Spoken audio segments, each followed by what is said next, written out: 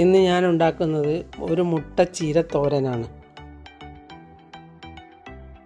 ഇതിന് ഞാൻ എടുത്തത് 2 പിടി ചീരയില ചെറുതായി മുറിച്ചത്, 1 കഷ്ണം സവാള ചെറുതായി മുറിച്ചത്, 2 ടേബിൾ സ്പൂൺ തേങ്ങ, 1/4 ടീസ്പൂൺ മുളക് പൊടി, 2 നുള്ള് മഞ്ഞൾപ്പൊടി, ആവശ്യത്തിന് ഉപ്പ്. ഇനി ഇതെല്ലാം ഒന്നിച്ച് ചേർത്ത് വയ്ക്കാം. ഇനി 1 ടേബിൾ സ്പൂൺ വെളിച്ചെണ്ണ എടുത്ത് അതിലേക്ക് 2 നുള്ള് കടുകിട്ട് ചേർത്ത് വെച്ച ചീര അതിലേക്ക് ഇട്ട് കൊടുക്കാം. ഇതിൽ വെള്ളമൊന്നും ഒഴിക്കേണ്ട, സിമ്മിൽ വെച്ച് ഉണ്ടാക്കിയാൽ മതി. ഒന്ന് മൂടി വെച്ച് ഇടയ്ക്കിടെ തുറന്ന് ഇളക്കി കൊടുത്താൽ മതി. ഇനി ഒരു മുട്ട പൊട്ടിച്ച് ആവശ്യത്തിനുള്ള ഉപ്പും 2 നുള്ളി കുരുമുളക് പൊടിയും ഇട്ട് ഇളക്കി ഇതിൻ്റെ നടുവിലായി ഒഴിച്ചു കൊടുക്കാം. മുട്ട വെന്ത് കഴിഞ്ഞാൽ എല്ലാം കൂടി ഒന്നിച്ച് ചേർത്താൽ ഇത് റെഡിയായി.